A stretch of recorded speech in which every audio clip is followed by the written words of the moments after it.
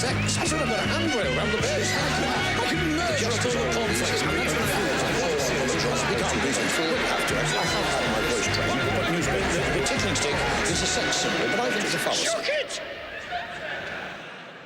First of all, ladies and gentlemen, I'd like to say, how tickled I am by Joe Wood. Happy birthday to you, happy birthday to you, happy birthday dear Daddy, we love you, we do. We go back a long way from the earliest days of the Beatles and playing shows together. It was always a great pleasure. I love you, we all love you. I've seen you live many times, you always give value for money, a little bit too much, but you're the best. Ken, Maestro of Mirth, King of Laughter, thank you for all the fun you've given us over these years, and please, sincerely, have a wonderful 90th birthday. Hair quite unique and teeth oblique. Eccentricity he does embody. He's not quite as fit as handsome Brad Pitt, but my heart belongs to Darby.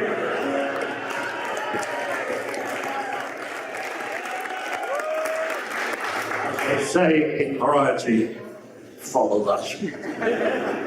Haven't you not of thinking, as you will, when you reach this venereal age? And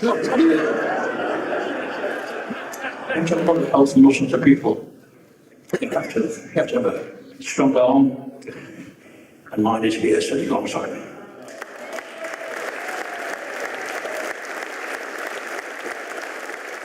Variety.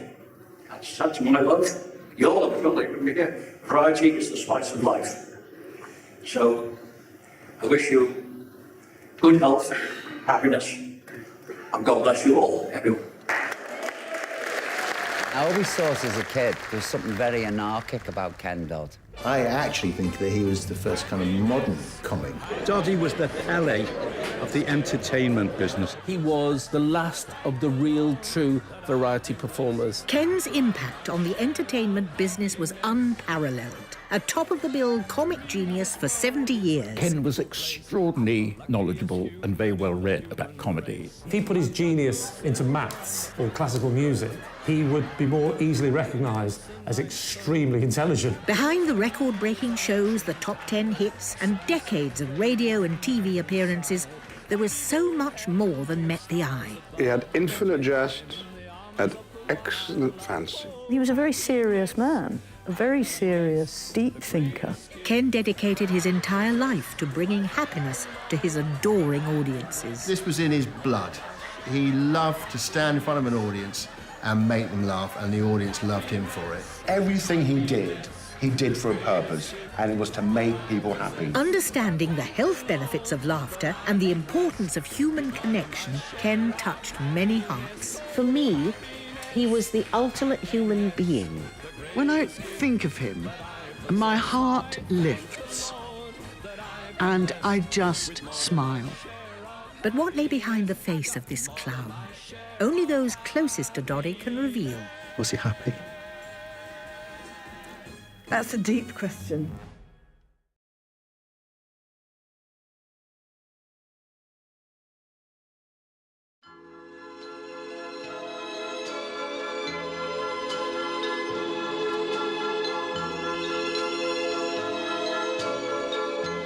Love is like a violin. It was extraordinary. It was extraordinary.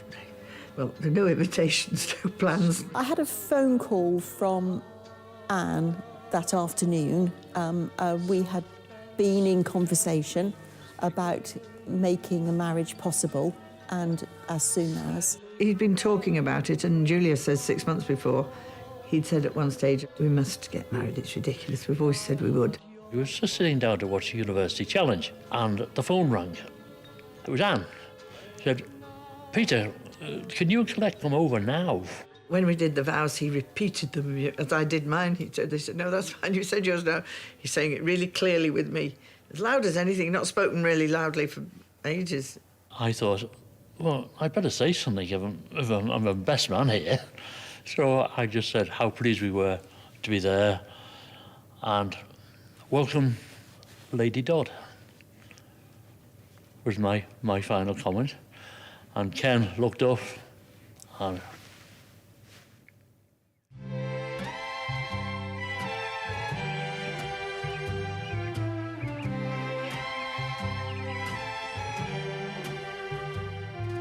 Tears for souvenirs are all you I have lost a most wonderful husband. We first met when I was in the Ken Dodd Christmas show in 1961 at the Manchester Opera House. I've had the supreme joy and privilege of working and living with him as partner for the past 40 years. The world has lost a most life-enhancing, brilliant, creative comedian with an operatically trained voice who just wanted to make people happy.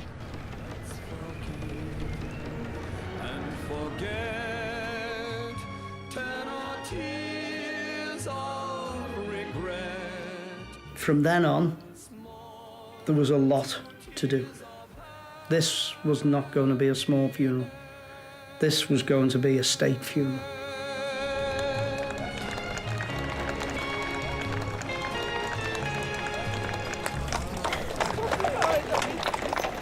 What a perfect venue for our city's hero, and perhaps our city's greatest hero. And I'm pleased for Ken, there's yet another full house. Was he a good comic? No. Phew, he was better than that. He was the greatest stage comedian I've ever seen in my life. She showed great strength of character for the funeral because it must have been difficult for her to sit through it, and she did it with such poise and such grace. And our Bishop Paul, said, "It's all up to you now." I said, "No, I'm nothing. It's just Ken." He said, "No, it isn't. You're there." And he's encouraged me to think, it was so nice of him to say that somehow. "This is for you now," he said. Is that on? We're nothing to say, are we, when it's on? You're not just a partner. You're not just a fiancé or wife or road manager. You're a lot more than that. You're doing that job, but with love, with affection. And that's why it's such a hard job. I always say behind every successful man is an exhausted woman. Right, well, I'll find out. So if you find the name of the shop for me, and I'll ring and get the name. I'll ring them then and ask. What I loved and what I always waited for in the show was the moment when Anne came on. Because Anne, unbeknownst to most people, because she does hide her light under a bushel, she can play any instrument in the world. She can sing, she can play the piano, she can act. When that padding up the front of your jacket must weigh it's all And during the 7.5 hours of Dodd's show, she, every now and again, she'd come on as a waitress, or she'd come on with his sandwich box. And he said, "Oh, I'm glad you brought that. I hope you've all brought yours." I mean, things like that. I just, oh, God. Anne was a very, very successful professional with the world of British Airways. But like many couples in it, you have to make a decision in life, don't you? I think my Uncle Ken needed Anne. Anne knew he needed her, and they made the decision to work together. When he passed away, she had to come to the forefront. Now, you can imagine how hard that is when you've been walking behind somebody to walking in front of them, to keep their legacy going to it. And I think she's done an incredible job. In the coming 3 years, Anne's heading out on a new Doddy adventure. She'll be supporting the Museum of Liverpool's plan for a Ken Dodd happiness exhibition, as well as tackling some of Ken's most ambitious ideas head-on, from rejuvenating his local community to helping the construction of a northern Shakespeare theatre, and maybe even exploring Ken's ultimate dream, preserving British comedy forever. Look, come to the West End of London, and here we have the most famous Palladium, where Ken was king especially in 1965, his first season. What a beautiful day for bouncing up and down in a big barrel of blancmange. His 42-week run at the London Palladium remains an unbroken record. But Ken's success didn't stop there. His chart-topping hit, Tears, was one of the biggest singles of the 1960s, beaten only by the Beatles. He also broke the Guinness World Record for non-stop joke-telling, the Marathon Mirthquake of 1974. All Ken's success led to many friends and fans. So Anne's off to visit a few of them, including me. How did he describe me to you? You just have to keep control of her if there's an audience.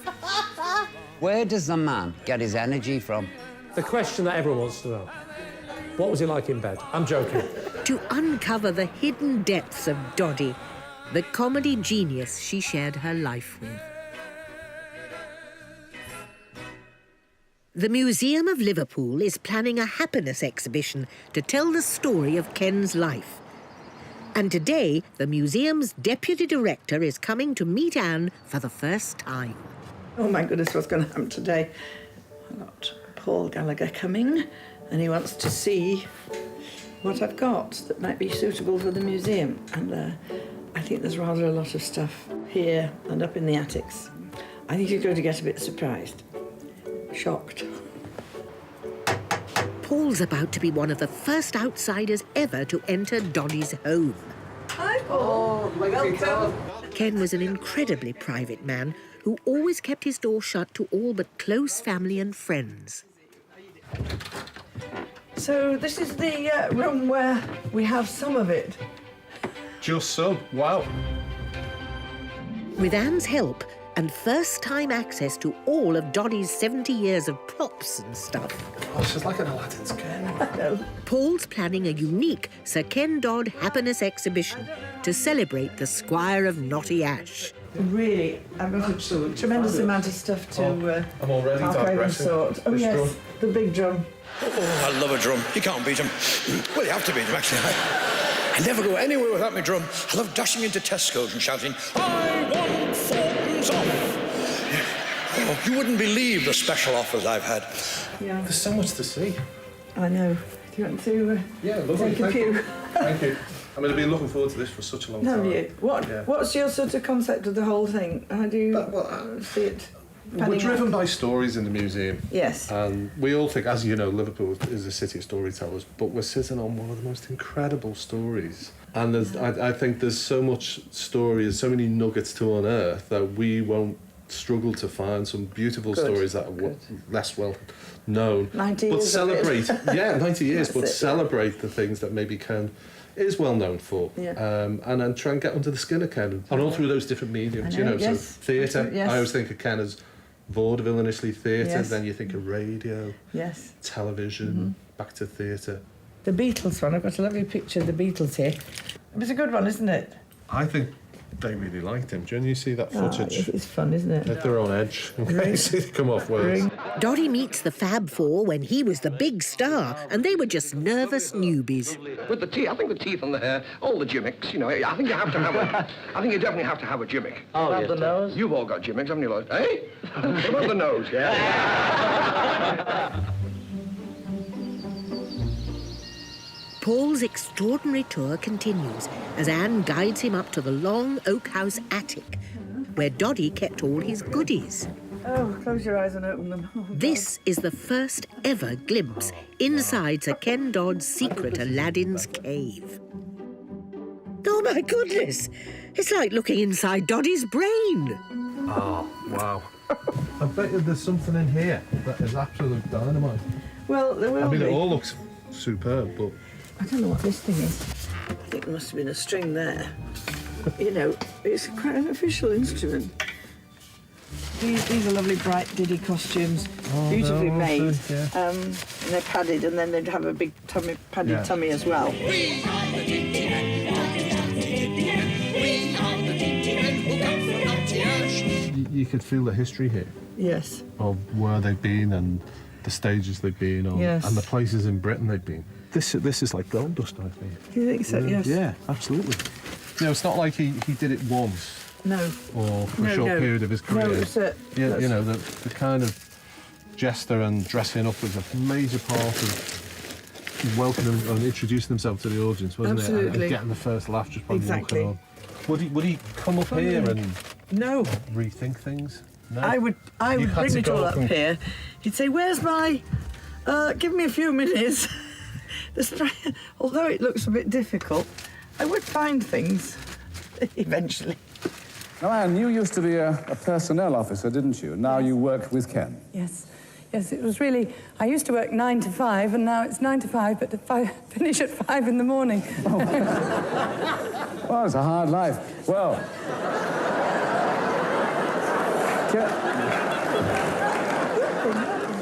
Ken Dodd, this Working? is... Yes, yes.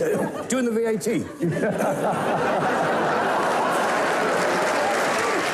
This one feels quite soft. I'm thinking the moggy coat. No, the moggy coat.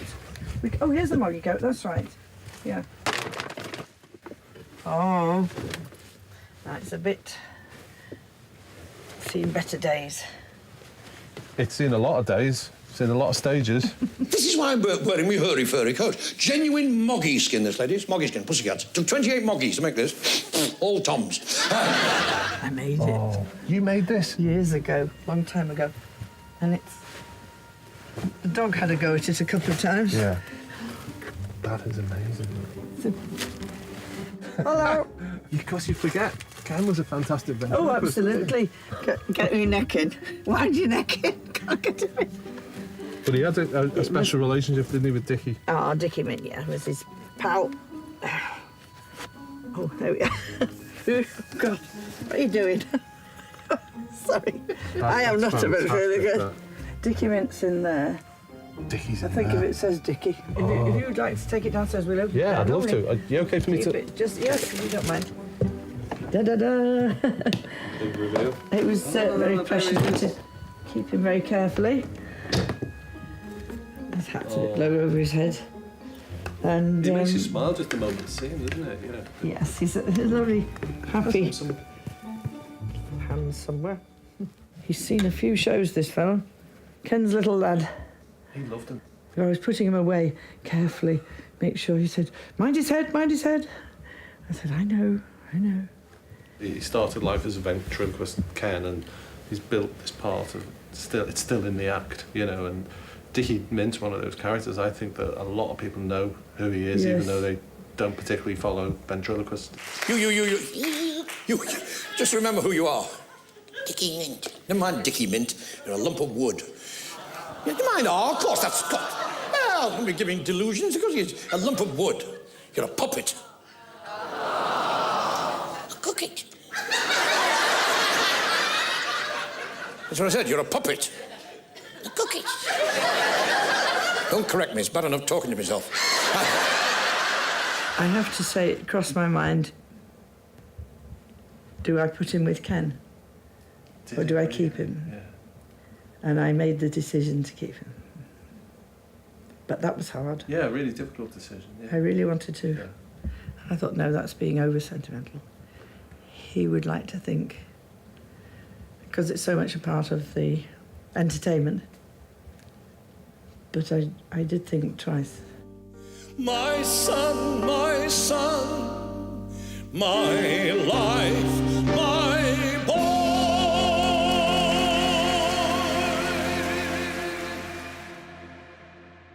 I think he'd rather like to think the way I'm commemorating him, he'd be pleased with. He wasn't a big head, so he wouldn't think it's for posterity, but I do. I think it's very important that we want to get a picture of the man behind the performer, and that's where all this may come in and give a bigger picture than the public saw. The small village of Knotty Ash was where Ken was born, went to school and grew up, living in the same house for all of his 90 years. But what kind of childhood did you have, Ken? Very happy. Was it? Yes, very, very happy. I think I had the best mum and dad in the world, and a brother and a sister. It was three of us, one of each. And had a little giddy man daddy and a little mini mum. And between them, my family life, and Naughty Ash, I think I owe it all to her. It was so special because it was a happy family atmosphere. Grandad Dodd was a very, very energetic, hard-working, talented individual. He could make anything, he could do anything, he could play any instrument. My grandfather, he played the clarinet and the double bass. Nana Dodd, she was just lovely. She was the glue that kept the kindness and the love together. My Uncle Ken was the middle child, my mum was the youngest, and Uncle Billy was the eldest. And they had such a happy time there. They played it. It was very much the focal point for children in the area to come round and play. It was an old farmhouse, and it was being adapted all the time to meet the needs of the family, the coal business with shire horses. So it was constantly being renovated. It was warm, it was dry, it was everything they needed to grow up in. They were hard times. They weren't easy times, but they were happy times for them. A lot of people often say, who's your favourite comic? Who's the comedian who you model? Well, it's my dad. Really? Definitely. He was the funniest man I ever knew.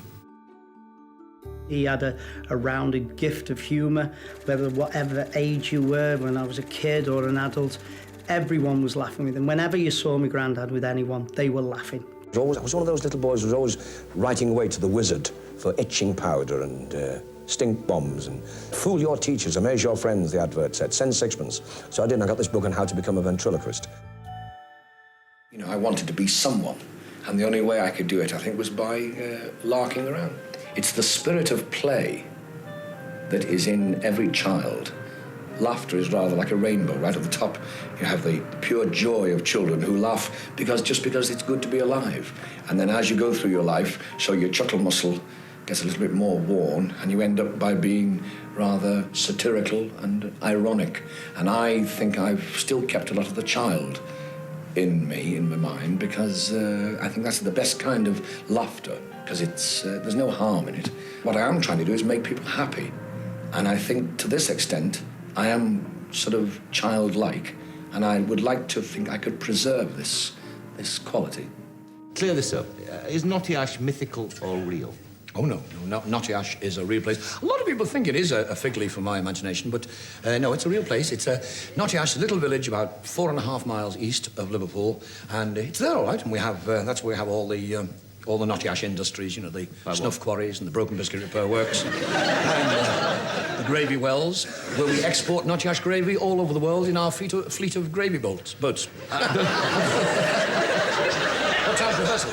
Naughty Ash became part of his act, didn't it?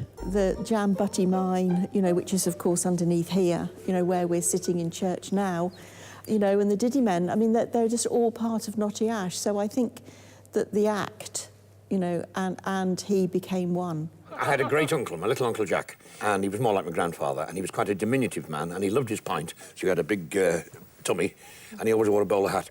He was born 1872, just outside Chester. The mother and father died very young. He wasn't cared for very well, and we believe that he developed rickets. He had short legs, but he was a real character, a funny man, which more than compensated for his stature, shall we say. Over there, you see a fresh batch of empty tins being delivered. Dickie, you clot! What do you think you're playing at? The can-can. Today, Naughty Ash is engulfed by the suburban sprawl of Liverpool. But back when Ken was a schoolboy, its gentle village atmosphere made all the difference. This is Naughty Ash School. It was built 1837. And Ken went to this school, not quite as long ago as that, but for the first few years it was a primary school. And now it's the church hall. He was born in 1927, so I suppose early 30s, wouldn't it be, that he'd be here in the school. Ken loved his school days here. It was fun. It was another part of, it wasn't really a learning process at that age. It was more for the fun of it. And you're making friends. I always like to do things different. I used to walk backwards to school, just to see if it could be done. I've still got the lump on the back of my head to prove it. Backwards. It was very handy for Ken. He just lived round the corner. He was always a little late, but I think he probably ran the last few yards.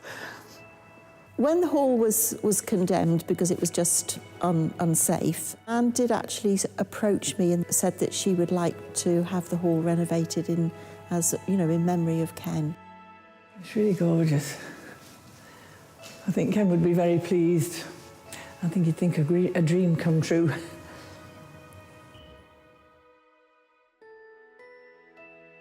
I'll never make it. It's no use. I can't go on. I can't go on. Well, calm down, Len. I had a picture at myself. That's me when I was just a youngster. I've known Ken for more than half a century. We worked together on lots of his radio and TV shows. We were both passionate about comedy and words, and Doddy and I became really close friends. We did talk about this sort of thing, about religion and about what I believe. He definitely was a believer. He was definitely a believer. And a believer in prayer.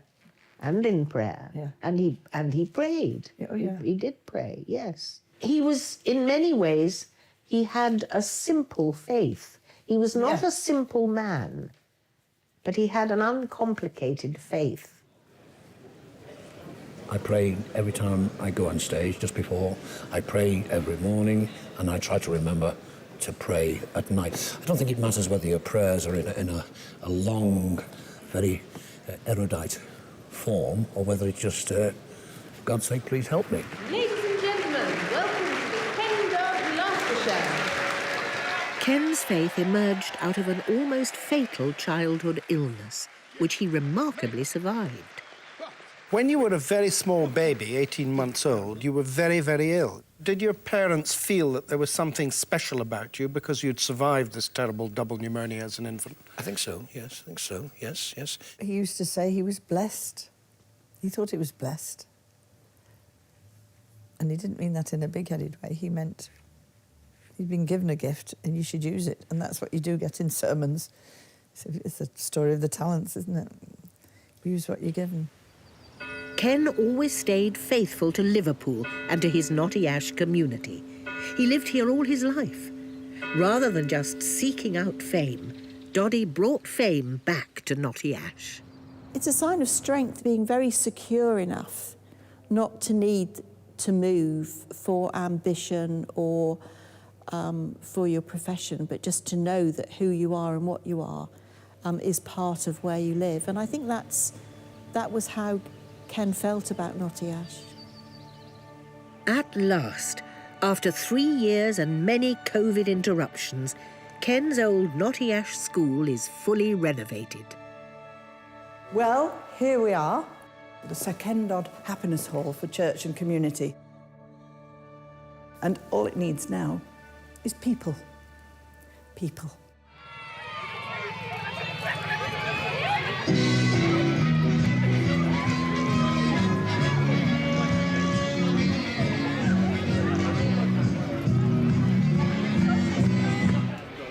It's a great pleasure to be here and see this fantastic hall that you managed to renovate and bring back to life, much to, I know, the great joy and relief of the community. So thank you for that. I know Sir Ken was a fantastic figure in the local community. I mean, put Knotty Ash on the map, didn't he, really? So, and it's great to see you all continuing that legacy. Okay, are you ready? Yes! 1, 2, 3, go!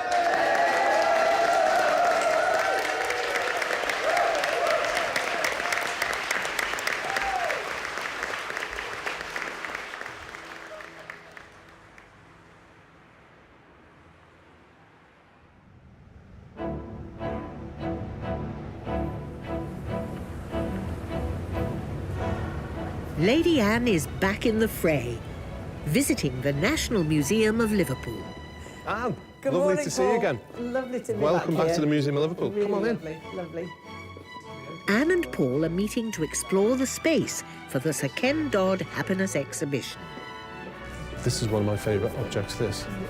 Dodd's exhibition is planned to replace the current Global City exhibit that highlights Liverpool's historic role as a centre for commerce, culture and entertainment. When I think of the history, Ken used to talk about his early days of going to theatres.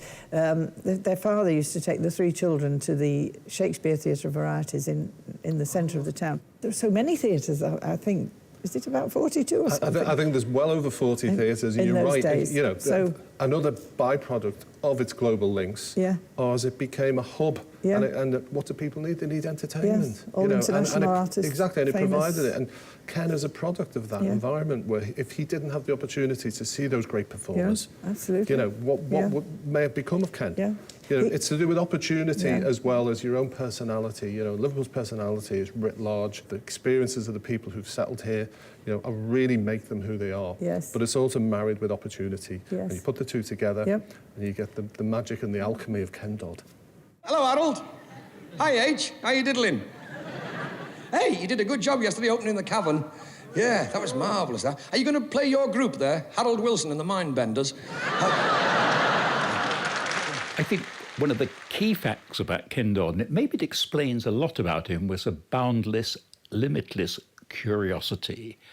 And it was a curiosity about everything. Curiosity about things, curiosity about comedy, but also a limitless curiosity about human beings. And I don't think this has been talked about enough, quite. I mean, I was struck meeting him towards the very end of his life when we went for a memorable day. We had a memorable lunch in Liverpool, and I was just astonished by the fact everywhere we went, Ken was followed, or people came up to him. They didn't follow him, they came up to him, and he had a word for everyone. And the word was different for whoever it was. What's your name? Eileen. Eileen? Eileen from Scam. To the left or the right? Thank you, Judy Jones. Call again, anytime. Catch you bye.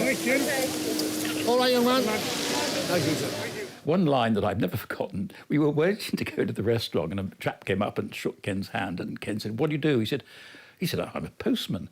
Ken said, "Oh, it beats walking the streets, doesn't it?" You know, this to me is a sign of what separates exceptional people from the rest of us. They're curious about every single thing in front of them, and that to me defines Ken Dodd. To understand Ken, you need to appreciate that he was a fiercely bright man who had to control his own destiny. I think I liked anything where, if I was ambitious or I was keen on the subject, I could make my own way. Grammar school tried to crush his chirpy, comic, childlike enthusiasm, and Doddy wasn't going to take it. Ken went off on his own self-made journey, leaving the Holt Grammar School at 15 to help with his dad's coal business, and then starting out as a cheeky salesman on the knocker. How tickled I am, Ken. No wonder. You remember we sold these first dusters? The tickling sticks? So we bought a furniture van, fitted it out with shelves, and I went round selling on the knocker. Ah, it's Gladys Evans, one of our best customers. It certainly is, and I remember, Ken, when you would say, "Would you like some chamber music, missus?" and put the pot on your head. I was a comedian when I was about 14. I used to call myself Professor Yaffle Chuckabutty, operatic tenor and sausage knotter.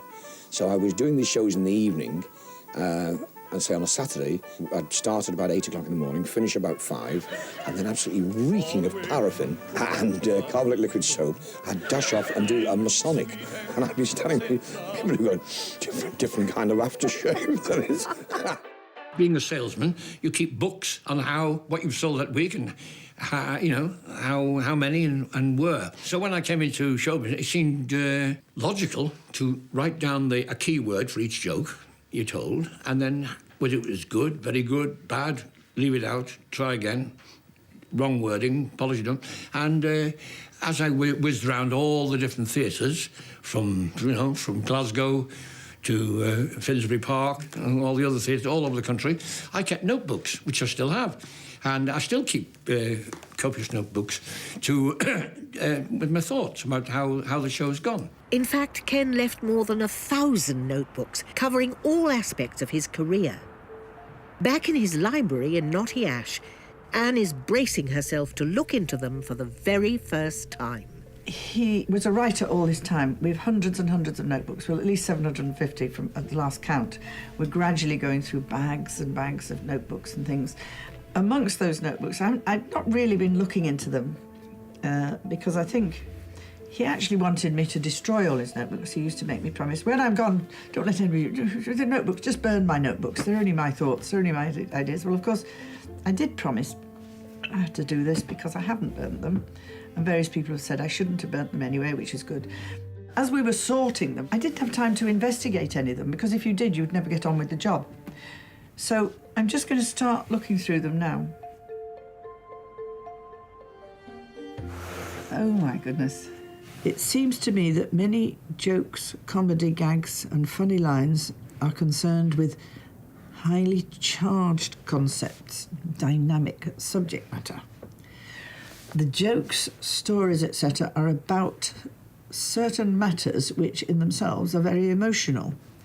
There are amongst the myriad of concepts, isms, meanings and containers of meanings, objects, subjects, words, phrases, ideas, thought patterns. Amongst all of these, certain specific of them are charged, energized, dynamic, stimulating, provoking. These are the things that the comic spirit works with. These are laughter areas. God, this is like a like a blooming course at a university or something. Like listening to a... I never went to university and neither did he, but it would have done as a good lecture on writing and creativity. Clever lad. Do you remember there was a day in Brighton, I think it was, in 1991, Yes. when I made a speech and Ken was given this sort of temporary professorship Yes. at the University of Sussex. Do you remember that day?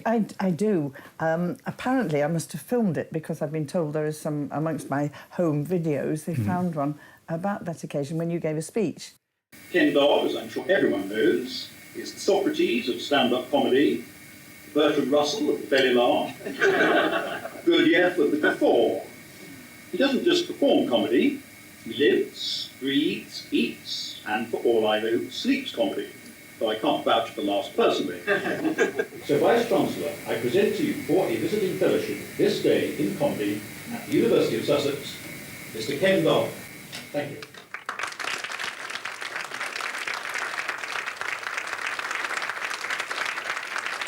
May I first of all say how delighted I am to be made a visiting fellow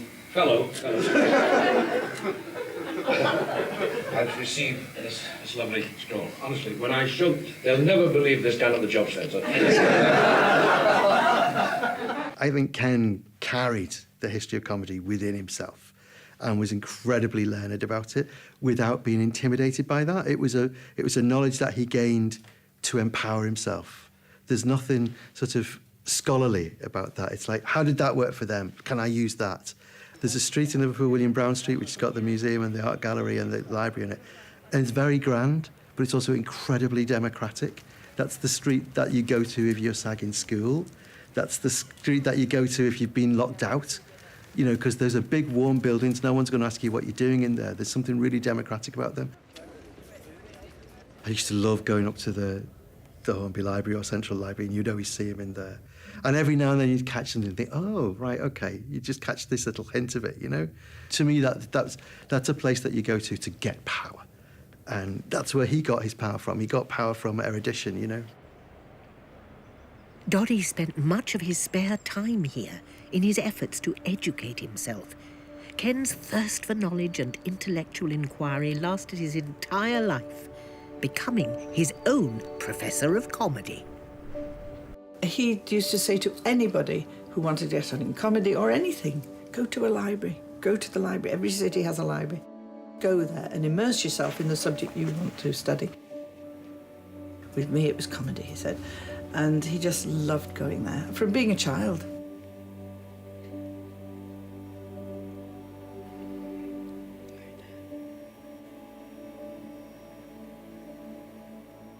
This is the Picton reading room.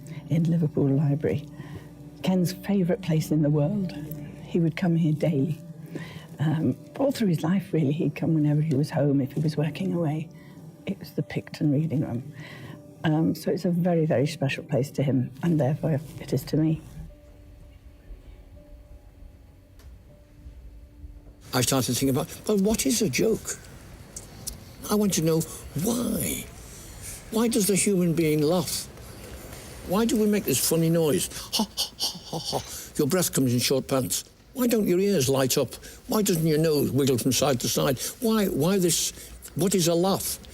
Why? What goes on in here? Why do human beings laugh when they're confronted with a funny situation, a funny picture, or somebody tells them a funny joke? How does one be a comedian? I used to come here every day of the week, months on end, and just sit here and read, look in the index and look up the word laughter, look up the word humour, look up the word comedy, comedians, clowns, circus, music hall, variety, theatre. And I used to sit down there and read and read and read and make notes, of course. He just studied humour all his life, but he had joy discovering it and reading about it. It wasn't a chore to him. He just loved it.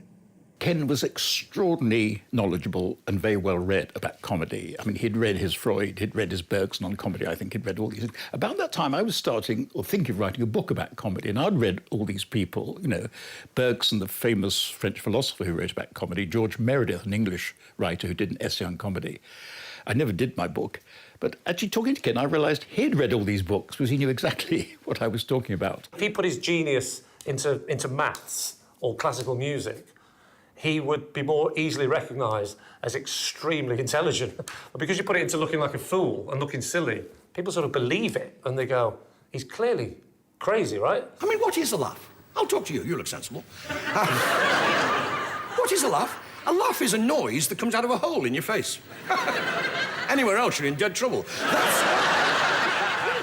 But actually, there was an incredible amount of work and genius that went into that. Ken came in since, like, it reopened. He used to come in all the time. I used to just say hello, hey, Ken, as if I knew, you know, because he is Ken, you know what I mean? It was like, oh, he's Ken Dodd. The librarians who worked here, a few of the ladies, they said he very, very well read. And I think he got a lot of his material from the books, and he loved being here, he just loved it. He loved Liverpool, and especially the library. He could spend the whole day in here, hours. You know, he absolutely loved it. He just thought it was just a wonderful place, because we are lucky to have this library in Liverpool. I do believe he's looking down on us all the time, you know, especially in this room, because the echoing and, you know, it's very like him, isn't he? You know, it's like he is here. Oh, he likes that, yeah, the back of his neck. I like that, though. And we use it every day in all sorts of, we use it in politics, religion, so why shouldn't laughter be studied at university level? Why shouldn't we have a chair of giggleology? Whenever I feel a bit down in the future, or worry about the future of our nation, I shall picture myself in this gown and waterboard. I shall look at this scroll, and I shall know that the British sense of humour is alive.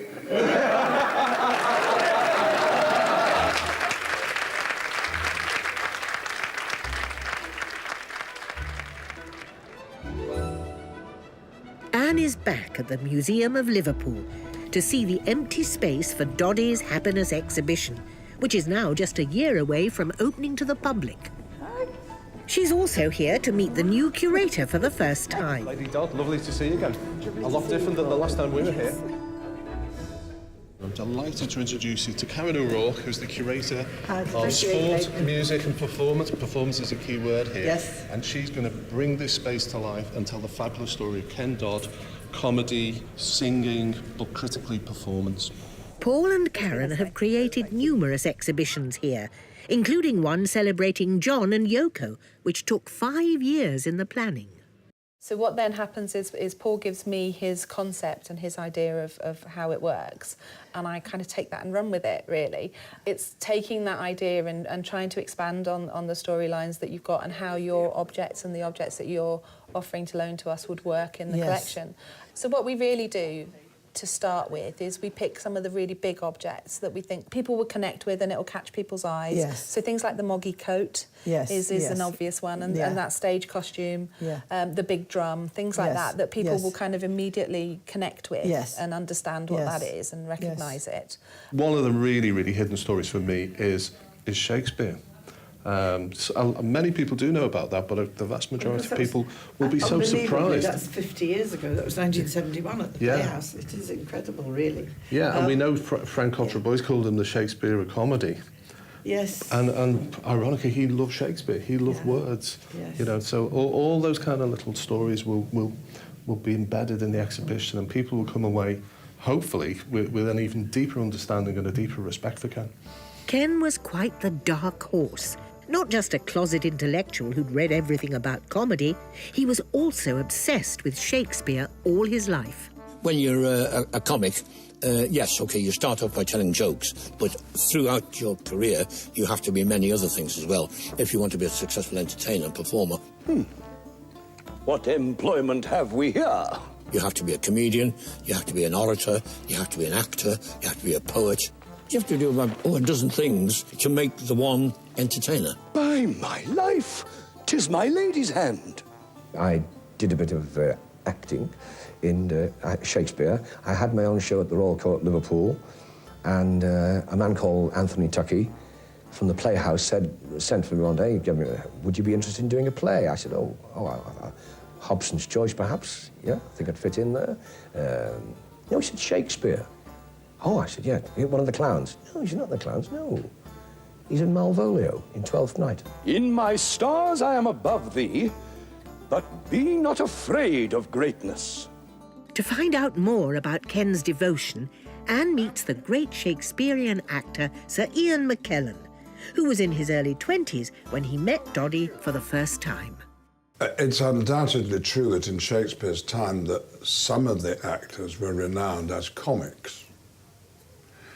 And in the full version of Hamlet, Hamlet has a lot to say about comics on stage. He said, let those who play the clown speak no more than is set down for them.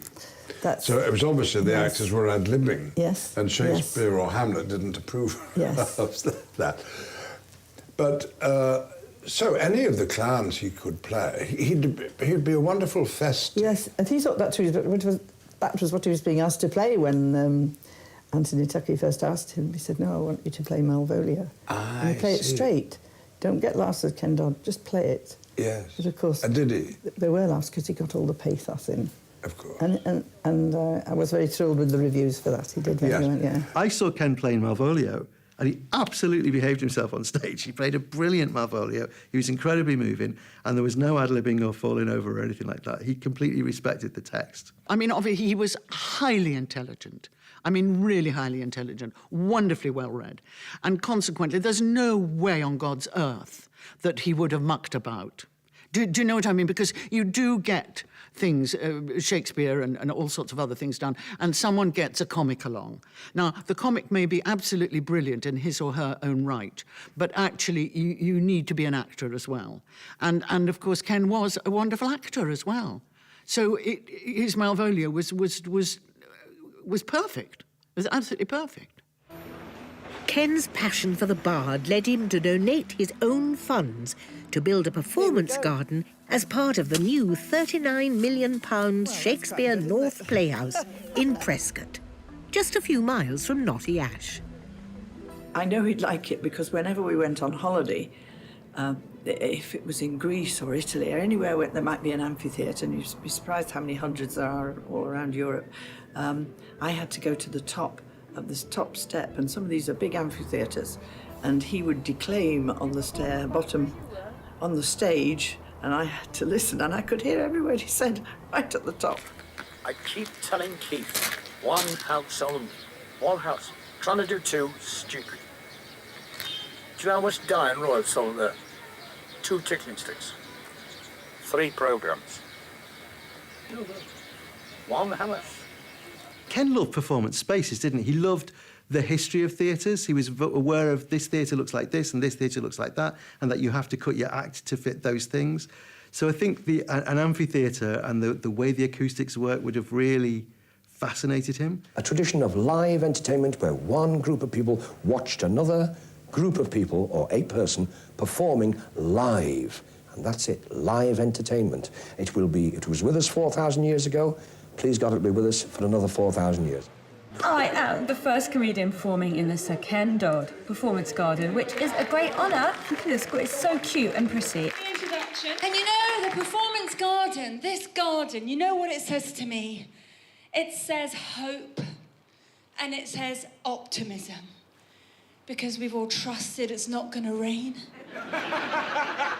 And it is a real honour because Ken Dodd is one of the people that drew me to comedy in the first place, because stand-up comedy today, these days, the fashion isn't to be silly, whereas he's from a tradition where it's variety. Let's all have a laugh. He's much more of a, what's going to make you happy? What do you need? And that sort of attitude from a comedian comes from the music hall tradition. I don't know what it was about a lot of the comedy that I was on telly when I was a kid. I don't know what it was about Benny Hill that didn't say, come sit under this umbrella with us, to a little Iranian girl from West London. And then there were people like Ken Dodd and Billy Connolly who were playful, and they were silly, and they were fun. And that sort of silliness and fun looks like they pull it out of a hat, but it takes a lot of fucking intelligence behind it, right? And I will be hopefully doing some justice to his memory and honouring the honour of being the first comic to perform there. I mean, you want me rather than Dave Chappelle, come on. Chaperak wasn't the only comedian Ken inspired. Over 7 decades, Doddy inspired dozens of young comedians ever since his first TV break in 1955 on The Good Old Days. As a young child, I did remember watching a traditional variety show called The Good Old Days. And it was watching that programme with a very exuberant host. I can't remember what his name was, but I certainly remember this character, this chap called Ken Dodd. I must have been 5, and I remember really vividly, because I wasn't the prettiest child you've ever seen, looking at him and thinking, that's what I want to be. I can do that. For me as a young child, watching this man who looked odd, who looked scary, he looked quite clownish, but he was very funny. And I was like, wow, what's that? Geronimo!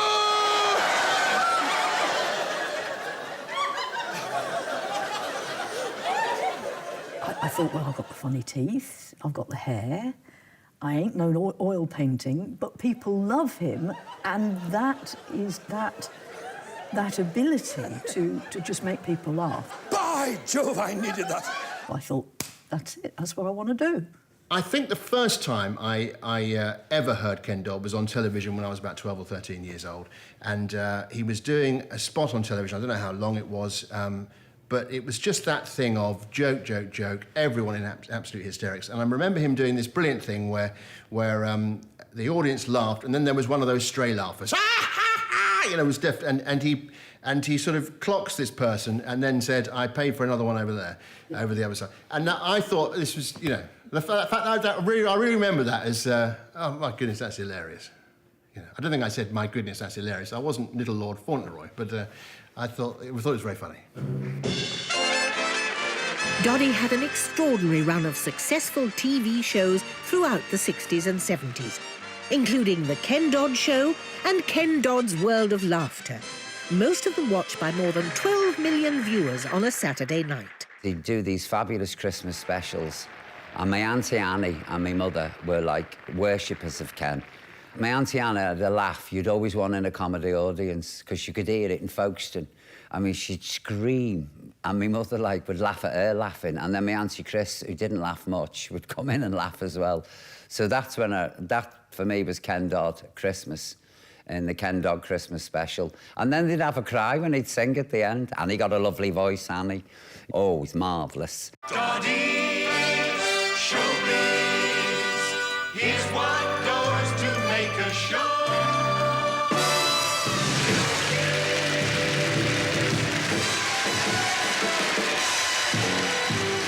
But after 20 years on the box, Ken felt increasingly oppressed by the mechanics of television.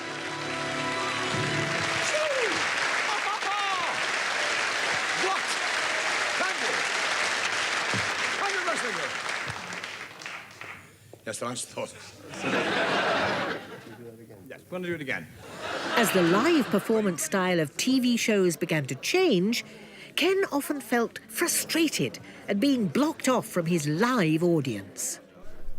Ken's notebooks from the early 80s capture this frustration. I don't know how much of my mind, stroke my life, stroke my mind's life, I want to invest in your second-hand world of television, video, film, newspapers, books. They're all fantasies. Reality is living, thinking, and experiencing now. What a philosophy. So what were we talking about?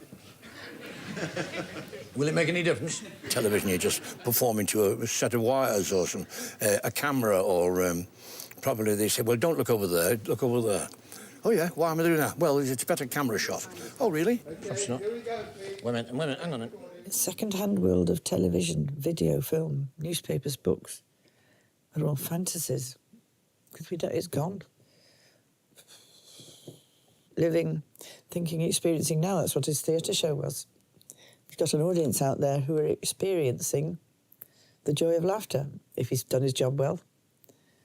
And it's real.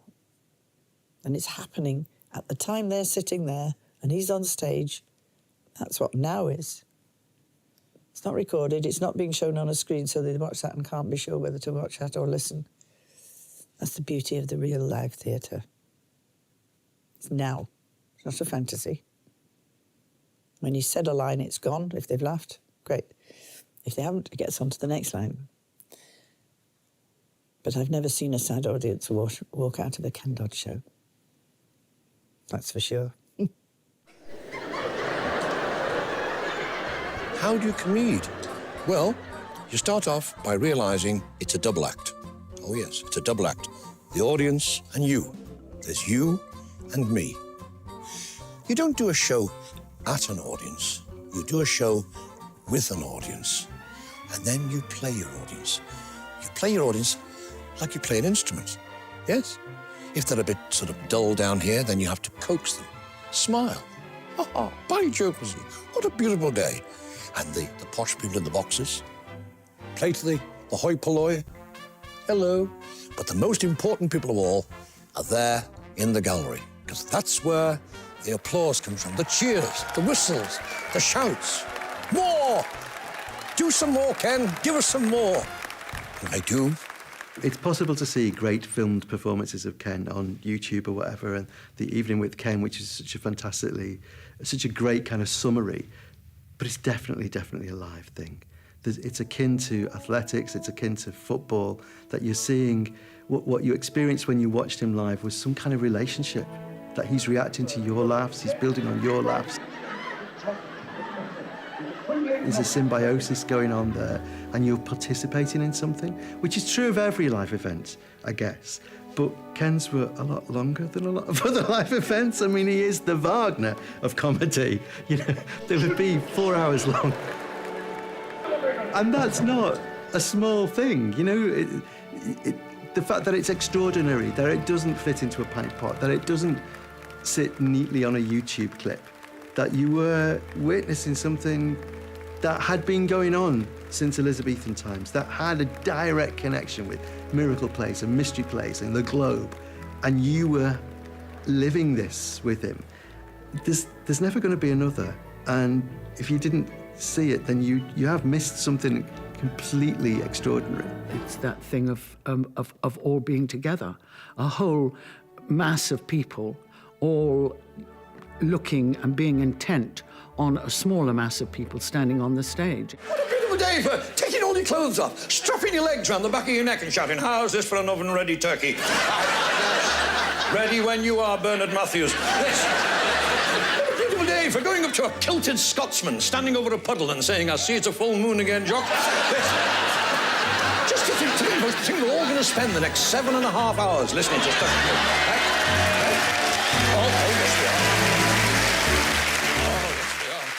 If the whole Ken Dodd experience is sitting there in his presence and responding to him, and him apparently responding to you, how can that be reproduced on television or in film? I think it must have been a bit bewildering, to popular as he was on the telly, for people to quite understand why some of us thought that Ken Dodd was a bit of a genius and one of the greats. Well, there was no doubt when you got into the theatre. I couldn't look back on my 48 years of theatre viewing and not put Ken at the top. A Ken Dodd night in the theatre was unlike any other because it carried with it this sense of overwhelming, here we go again, energy, exuberance, happiness. It changed you so that when you came out of the theatre feeling a different person from the one who went in. Time, ladies and gentlemen, time. It doesn't matter to me. This is the way I look at it. Time matters not one jot. Let's all say that together. Time matters not one jot. Time matters not one jot. I'll ask you again in about 6 hours' time. There's one thing about my shows, folks. You always go home in the daylight. Curtain up 7:30. 12:30 was still sat there. I mean, he just didn't get off. And he was just like, it was endless. And I remember saying, how does he remember it all? Comedians are obsessed with the amount of time they've done. Okay, so that may be part of it. You know, the last tour I had this guy in the show with me, and he used to stand at the end of the side of the stage and time me. I didn't ask him to, and I'd go every night. I'd go off, and he'd go hour and a half, or he'd go 67 minutes.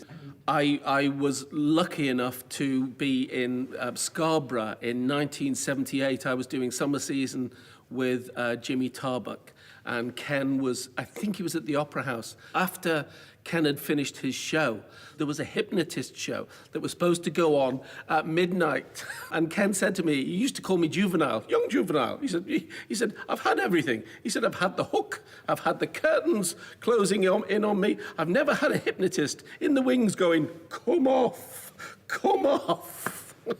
I do have a reputation of running a few seconds over, yes.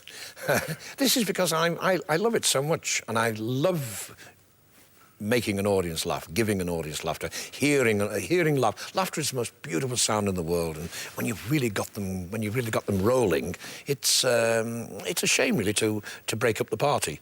But we don't go on. All audiences, they love to feel that they're getting that little bit extra. And I think that was one of the reasons that he was so loved. People knew that he loved them. He never stopped you from laughing. You just kept going, and he kept going, goading each other to more and more laughter. And when he went off, you just ached for him to come back. And I ache for him still. Did that start right from the word go? Did he always... Well, I first was in a show with him in 1961 in Manchester Opera House. I was a dancer. Yeah. And I think then it was much stricter. You know, they were there with the clock from Moss Empires and you do so long. Yeah. This is where I used to get told off every night. Every night. Mr. Dodd, you're 30 seconds over. Mr. Dodd, you're a minute over. And if you did it too many times, you get a letter from the head office. And I think this is how I became a stickler for time, a stickler for punctuality. I owe it all to this stage manager's desk. He really got a lot longer after the 80s. Once it became one-nighters and you became more in control, Yes. And surprisingly, when it's a theatre that said the contract, and you will be off at 11 or you will be off at 10:30, otherwise the overtime is wow, he'd go over a bit an hour or so. He'd say, well, I don't mind because the audience is there. Today is a different world entirely. Today is a different world entirely because today there's one huge difference. Today, I work for myself. So I'm the boss. And I say to myself, Mr. Dodd, you're 30 seconds over. So... By 1980, Ken and Anne were running their own shows, performing to packed audiences all across Britain. Give a lovely, fluid welcome to our glamorous country folk singing star, Miss Sibby Jones. Their newfound freedom took them to over 300 theatres, doing mostly one-nighters over the next 40 years to packed houses.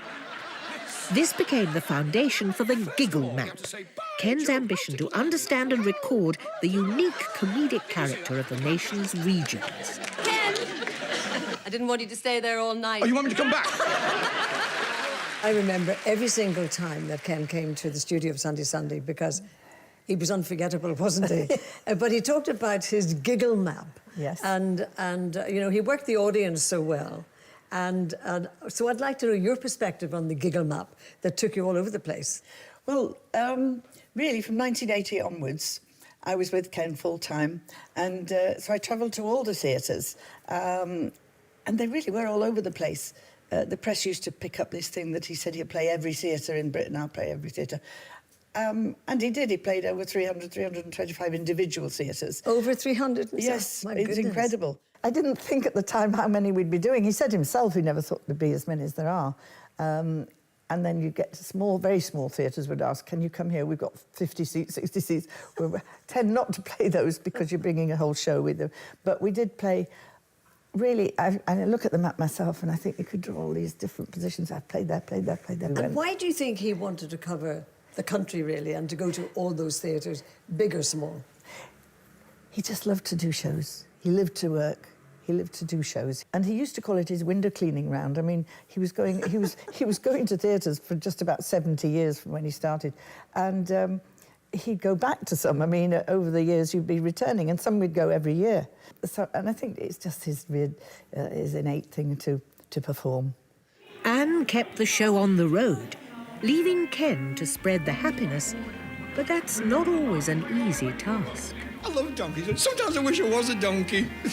Only sometimes, go. That runs away from me, dreams that just won't let me be. Ken, like all of us, had his ups and downs, but performing was his lifeblood, a kind of therapy, pushing him through the darker times. Are you staying for the second half? I do hope so. Can you perform when you're not happy yourself? It's you have to, actually. No, you don't have to. But you have chosen to, haven't you? Yes, there's a once again, it's like two people. Again, it's the private person before they go on stage might feel quite down and or even not feel like being the comedian at all. What's the audience like today, Ken? Hard. But once the music starts and you're on, something happens. You become another person.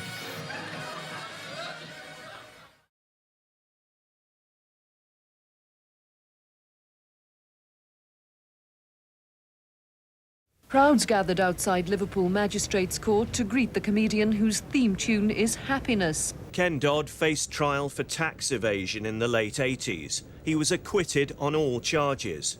He makes jokes about it in his act, but off stage, it's strictly off limits. Can I mention the T word? Would that be unforgivable? No, you would not unless you want to slap round the ear hole. No. Well, no, but young you make jokes about it. No, don't you? no, don't go there, please. All right. No, we've been doing very well up to now. What I loved was when he had the court case about the tax, how he used that in his comedy, and people laughed. Once it was over. Once it was over. No, I know it was a horrendous time, He did. of course. And but he was careful never to make fun of them, because you don't know. They must have been very annoyed when they didn't win. But he could use it to make fun of the situation.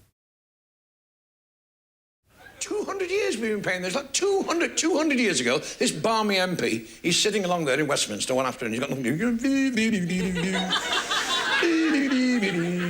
He thinks, oh, he thinks I know, he said. I know. I'll invent income tax. I'll invent income tax. And so he did, 200 years ago. In those days, it was tuppence in the pound. I thought it still was. And he was quite right to make fun of it, because I think that's the way you deal with the horrors when they come. Everybody gets some sort of horror in their lifetime. So if I had one question about Ken, it would be, was he happy?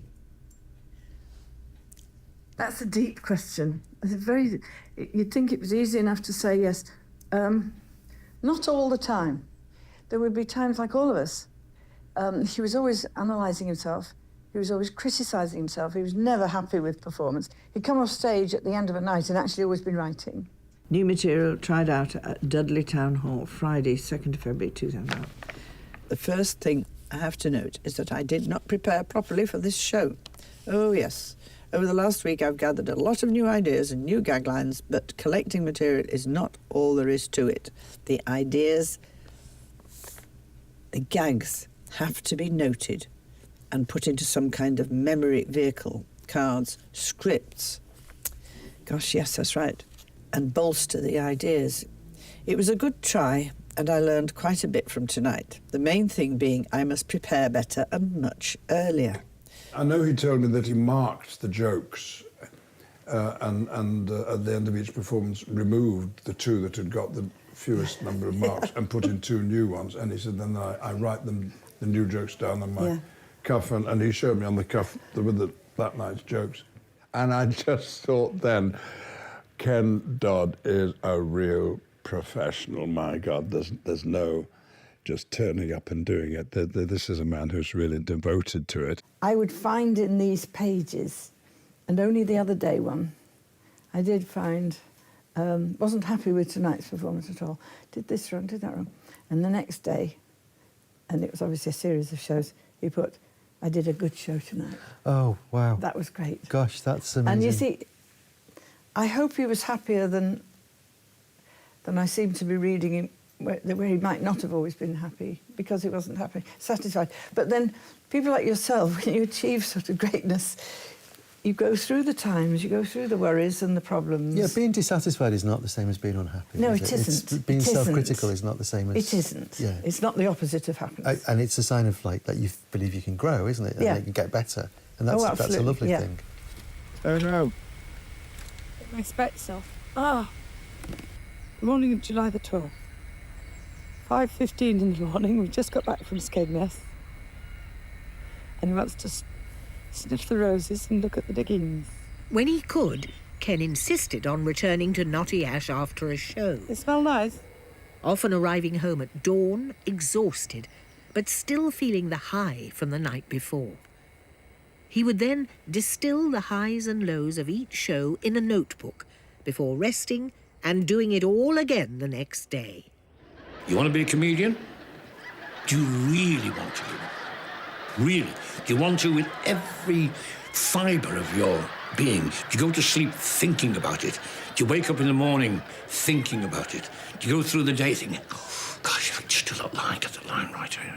You have to do this. You have to live, eat and sleep being an entertainer. And the one thing, the most precious thing you'll ever have will be your enthusiasm. The wanting, the energy, the enthusiasm to want to be an entertainer. And if you want to be an entertainer, you are an entertainer, and you will be an entertainer. Come on, let's have some action here. Come on. There's some work done around here. Otherwise, you don't get no food. No din-dins. I think what he's thinking, he's saying it is sort of to be or not to be, to do or not to do. I think he's thinking, did I get it right? This time, did I get it right? This time, did I remember to put the punchline in the right place? How did I do?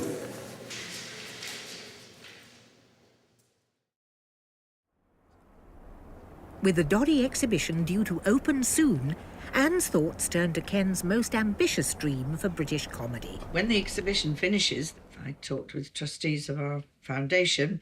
Oh, shall we do a Ken Dodd museum? And shall we buy an old property? Or shall we do it at Knotty Ash in the house? As a fan, I would not only love to see an exhibition, I'd want to go one step further and have a permanent comedy museum. And to call it the Ken Dodd Comedy Museum, which incorporated him and everything to do with comedy, would be an amazing thing to do. Great idea, Lee, but Doddy beat you to it.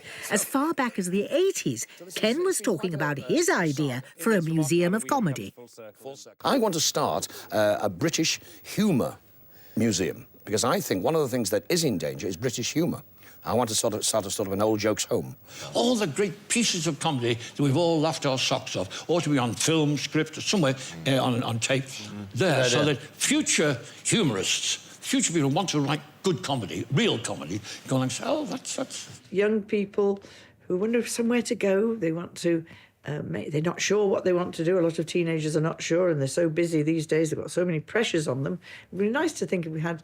It was perhaps a happiness centre, an area where they could delve into the different aspects of what makes you happy. I think we, as a society, really, really totally underestimate the power of happiness, the importance of happiness. We don't measure it, happiness. We don't regard happiness. And the talent for being happy and the skill of being happy, and it's hard work to remember to be happy. Ken wrote the hymn for that. Scientifically, laughter releases endorphins in your brain that gets you alive, gets you alert, gets you feeling happy and confident. Comedy can make you feel that you're more a member of the human race and can increase your sympathy or your empathy for other human beings. We live in very troubled, divided times. And one of the things that brings people together is to be in an audience and laugh together. And also, of course, at home on television, to laugh together. And I think Ken knew the therapeutic and social value of laughter. I think what Ken's performances revealed, if you were at them, was your common humanity and the power of innocent laughter. Like, it's very easy to make somebody laugh at somebody else. And it's very easy to make people laugh at failure. And it's very easy to make people laugh in that defensive way. But to innocent laughter, the laughter that's just for its own sake, that is poetry. There's very, very few people could pull it off. And, you know, Ken is the giant of that. I've been to the States, and, you know, there's Hollywood, and then, then there's the Indian thing, it's called Bollywood. And I've been to Dollywood. Yes. And it's just a thing with their memorabilia in. I've been in, it's really interesting. But there's nothing for Doddy. Like a Doddywood with photographs, his music playing. But I was thinking more of someone about, like people not quite as old as Doddy could come in for an afternoon tea and to have a little, just a little cabaret thing, not a big... Yeah. But once a week or on the Saturday night or whatever, you could have the big show. A happiness centre? Doddywood? An old jokes home? That's a whole lot to pack into one place. Is that even possible? Before Ken died, I had no idea I would be doing this. Absolutely no idea. I know he said maybe have a museum or something, and then I thought, well, somebody else would do it, it won't be me. But it has become me. Very thought of you. The thing is to be determined as he was and have the goal to work towards that. After Karen, my daughter, died, because obviously she had a following from Blue Peter of her own. Yes. And this woman wrote to me on a piece of jotter paper, and she said, I don't know why I'm writing to you, it's 1:20 in the morning. But she said nice things, lovely things about Karen. And then she said, you have to now move on in a positive way. And she said, you've got to remember that Karen had a very big spirit. Yes. And a huge soul. Yes. And that the soul is bigger than death. Yes. And death is never the end. So you have to go off and carry her forward. And that's exactly what you're doing. Oh, my goodness, but that's an extraordinary So thing I to set do up a something like foundation that. for Karen. Yes. And you, of course, have your foundation for Yes. Ken. Yeah. So it is within you to want to carry that spirit and that soul forward. Yeah, very much so. He had set up this foundation, but not really done much particularly for it because you was doing shows and everything. But I was in a position where I could. And of course, it's something to put your energies into. And then people approach you, and I'm as busy as I've ever been, and I'm getting older, you know, but I've got people to help. I see your face in every flower, your eyes in stars above. What do you fear in life? I think like most people, I'm blessed with reasonable health, but I'd be frightened of being incapacitated. I'm fearful of when the end of my life comes, that maybe I won't have done all the things I want to have done. For Ken, the show had to go on, and he continued to make audiences happy right up until his death at 90. Are you ready? Ready, willing, and able.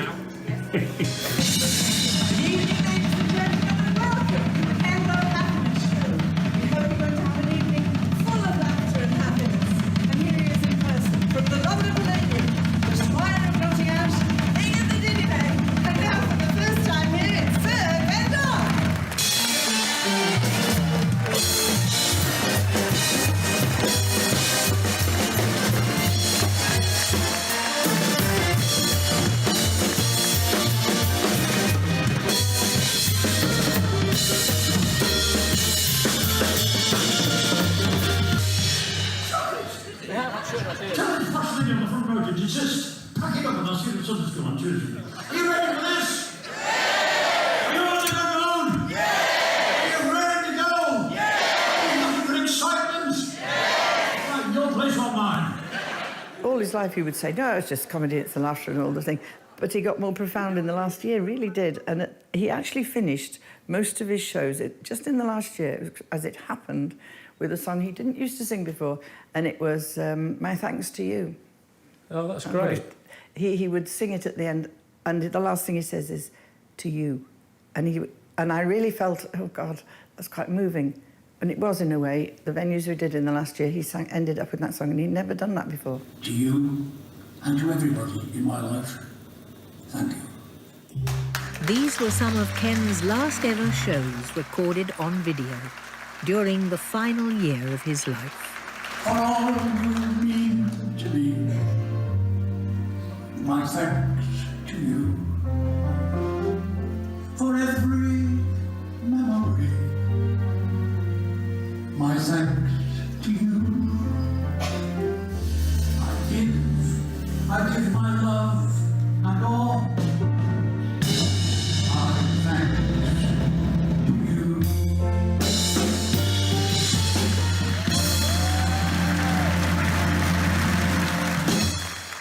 If a stand-up comedian said to me, if I said to them, why'd you do it? And they said to me, I'd just like bringing joy to the world, I'd go, you liar. But with him, he's the only one that if he said it, I'd believe him. That the primary reason was that, as opposed to the glory or the fame or the money, you know, that I think there's a lot of ego with stand-up, and I'm including myself with that, to say I'm only doing it to bring joy. I'm not saying I don't do it for that reason. There's definitely part of me. But if I had to divide it up into percentages and go, what part of me just wants to bring the joy, he would come top of the league. 8th of December 2014. To be a messenger, to be of some use, to think, to be a messenger, to do, think, say something that will or would help, make a good effect, make a difference to people's lives, thinking, discovery would be wonderful. Gosh. I suppose he's thinking what he'd like to achieve. To be a messenger, to be of some use. You were a lot of use, Doddy. You made a lot of people happy. Made a lot of people laugh. Made a lot of people forget their troubles. That's where you You dearly did. You had lots of lovely letters from people saying they never wanted to laugh again after a tragedy or whatever. We had a letter once from a couple who had lost a child from a cot death. They were both doctors, the husband and wife, and were unable to share the grief. They got on with their lives, but were unable to share it. And they came to a show, and the letter said that she didn't particularly want to come. They weren't getting on. They just sat there watching this, and then she found herself watching this show, and then they came to a song, and the song was Tears, and he took her hand, and they started sharing their grief after that. And this beautiful letter was incredible. And they thanked Ken for doing it. And a year later, I got a letter to say they'd had another child. That was so moving. It was just wonderful. He did it. Once more, 2 tears of happiness.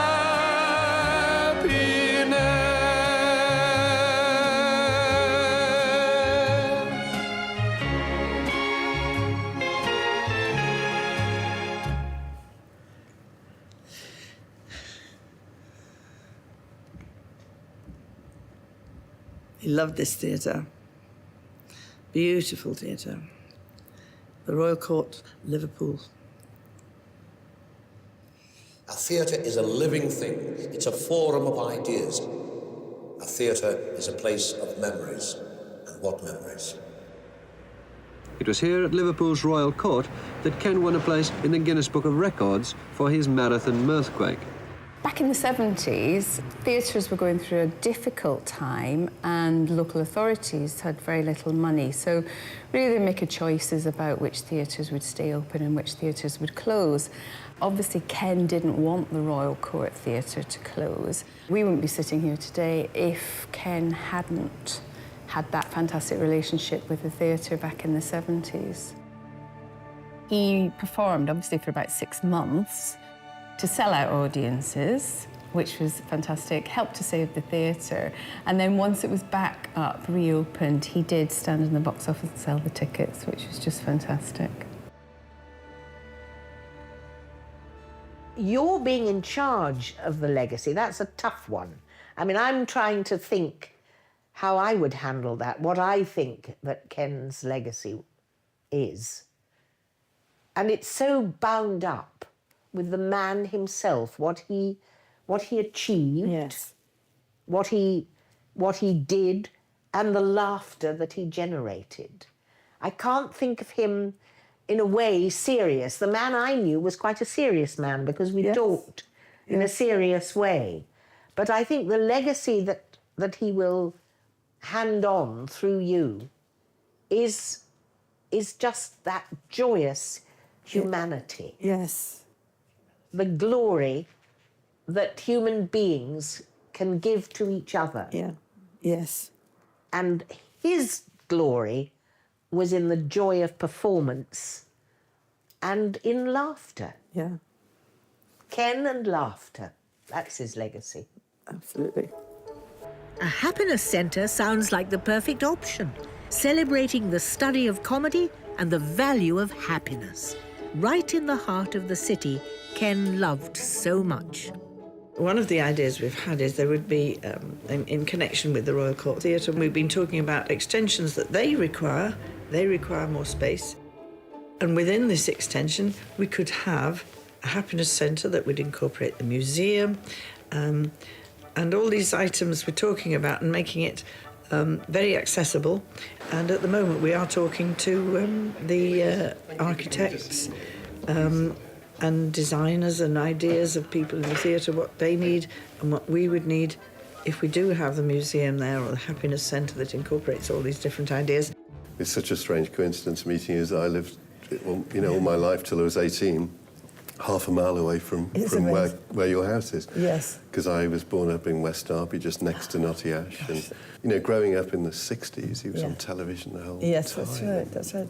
Tell me a little bit more about that idea, about his legacy and what he talked about when he was talking about the Comedy Museum.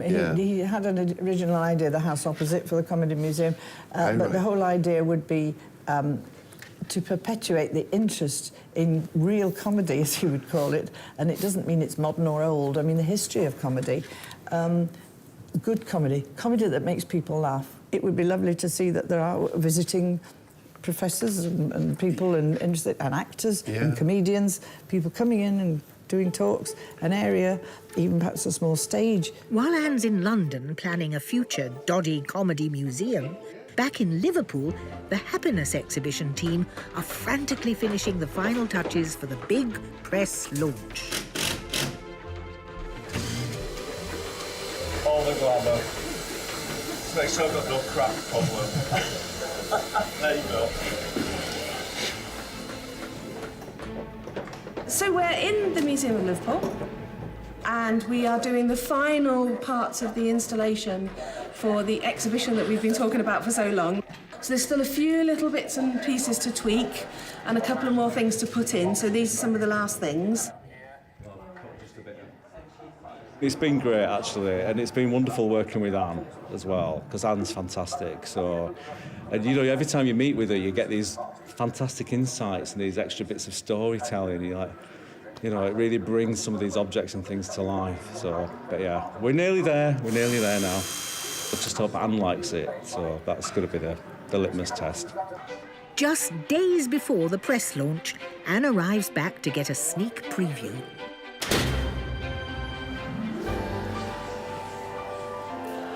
Oh my gosh, it's like a 3D feeling. Oh my goodness. Oh gosh. The hairy-furry monkey coat. Oh God, love us. That's me, the French maid, very glamorous. I'm speechless. It's breathtaking. It's really wonderful. I can't believe how much there is here. Dicky Mint, you're so lovely, darling. Oh, crikey, lovely.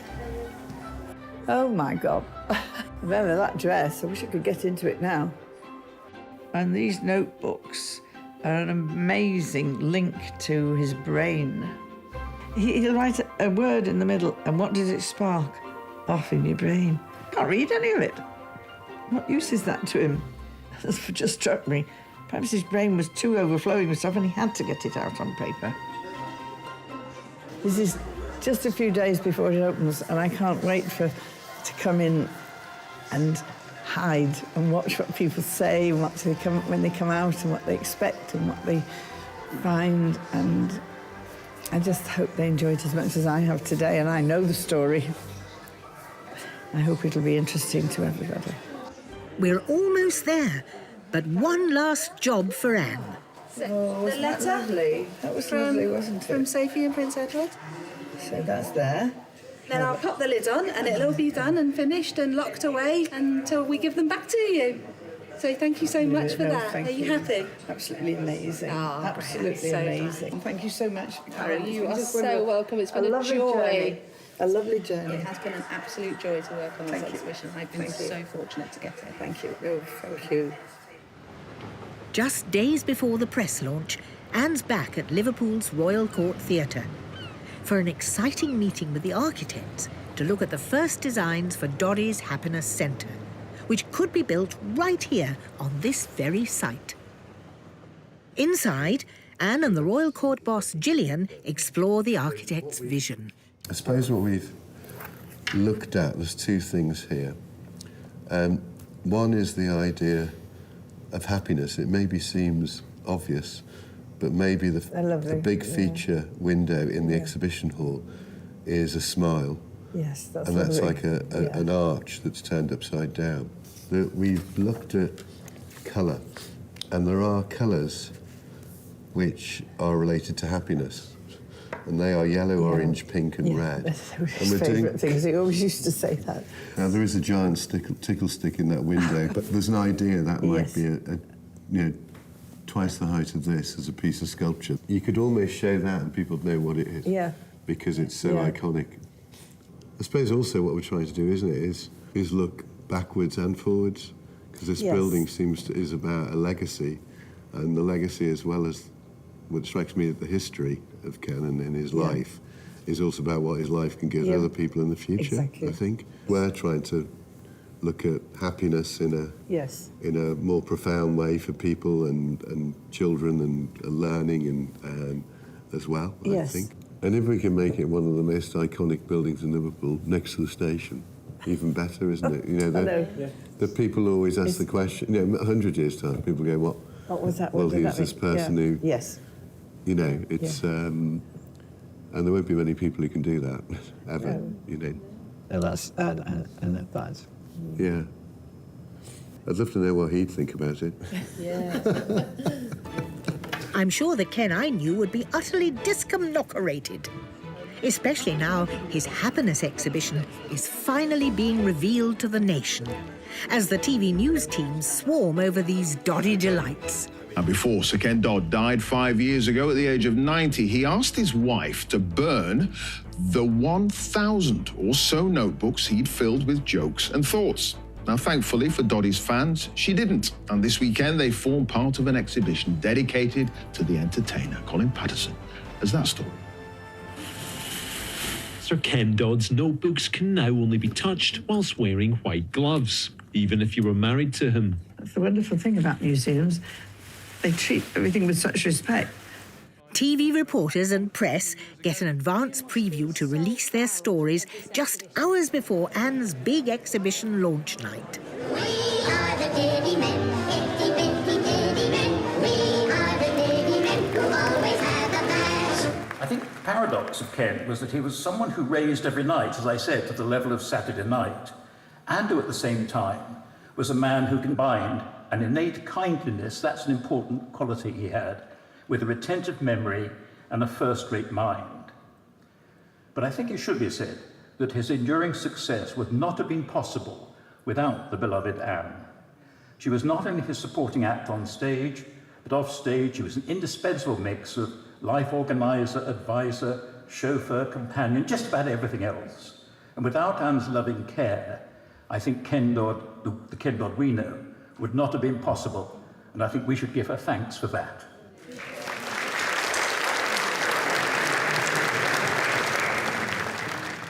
We've all been on this extraordinary journey to explore the wonderful man I spent more than half a century of my life with and discover what made him such a unique and unforgettable comedian and a special human being.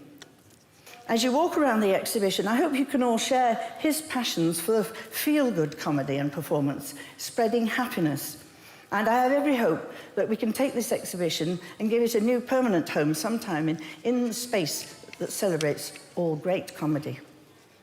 I remember a brilliant writer and good friend, Frank Cottrell Boyce, asking me in the middle of an interview, was he happy? I said, that's a deep question. I said, I hope so. So there's something I'd like to read to you. He always said he was two people, a performer and a private person. So remember, I was supposed to burn all this. He wasn't showing off to anyone. And he's written the date on it. August the 17th, 1999. I love performing, being an entertainer. I love the power. I love the feelings of ecstasy, pleasure, joy, the thrills, the excitement I get from being successful, making people laugh. I love being Ken Dodd, artiste.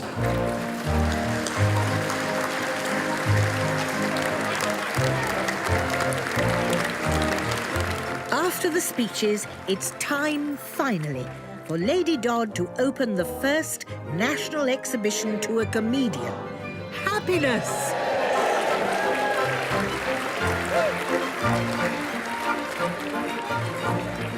Among the crowds delighting in Doddy's world are many of his family and friends, and even fans like Johnny Vegas and Bernie Clifton. It's an overused word, but synonymous.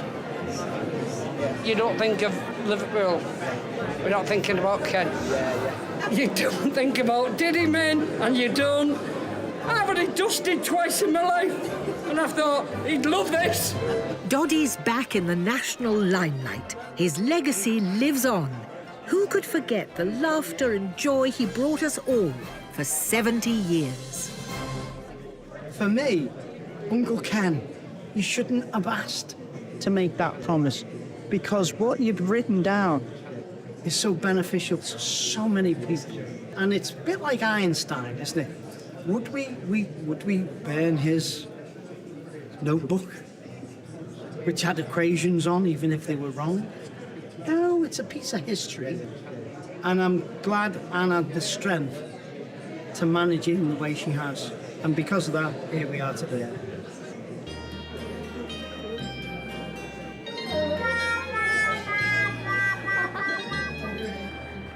Inside the pearly gates, he's putting on a show. They'll be looking at the watches, but they won't want to go. St. Peter said, "Is Ken still on? It's been a year or 3. He's brought a whole new meaning to the word eternity. A last goodbye to you, Ken Dodd. You're missed forevermore. You're up there with your heroes, all those who've gone before. Arthur Askey, Tommy Cooper, Les Dawson. But you'll always be the number 1. To you, Sir Ken, tatty bye." Oh, he really was the best. When I think of him, my heart lifts and I just smile. Sorry, I'm making myself cry. But I do. He brought happiness and laughter wherever he went. He did, really. Ken was about finding your common humanity, which was, as he would put it, your chuckle muscle. Like everybody's got a chuckle muscle, and he had this surgical ability to find it and stimulate your chuckle muscle until you had this kind of orgasm of laughter and you lost any sense of your own individuality. There's something transcendent about what he did, and beautiful and kind of divine. We're letting go of ourselves. There's something eternal, divine, literally divine about that, and he could find that. You know, he could find the laughter of angels. He found the angels of our better nature. You can't make anybody laugh. Did you know that? No. The song "Make 'Em Laugh, Make 'Em Be Gone." Really? No, you can wrinkle it out. It's already there. If it isn't there, you can't put it there. It's in everybody. And how do you wrinkle it out? Happiness. Well, that's the comedian's job, isn't it? With one of these.